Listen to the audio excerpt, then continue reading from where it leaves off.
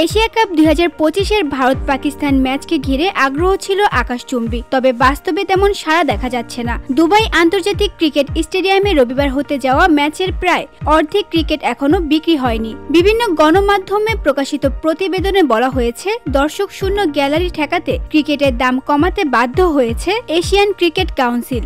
সাধারণ টিকিটের দাম 475 দিরহাম থেকে নামিয়ে করা হয়েছে 350 দিরহাম।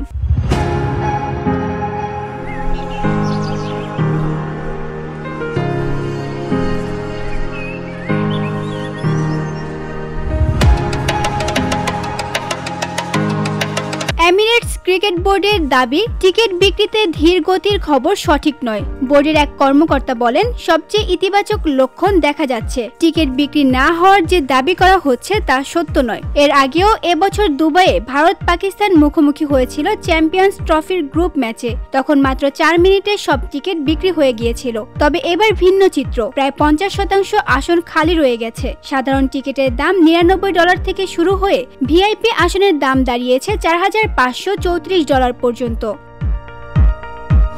প্রায় 10 দিন আগে টিকিট বিক্রি শুরু হলেও গ্যালারির অর্ধেক আসন এখনো খালি। অনেকেই মনে করছেন আকাশছোঁয়া দাম ছাড়াও বয়কটের ডাক এর জন্য দায়ী। কারণ কাশ্মীরের পেহেলগামে সাম্প্রতিক সন্ত্রাসী হামলার পর ভারতের সামরিক অভিযানের প্রেক্ষাপটে দুই দেশের সম্পর্ক আরও উত্তপ্ত হয়েছে। VOD Bangla news desk.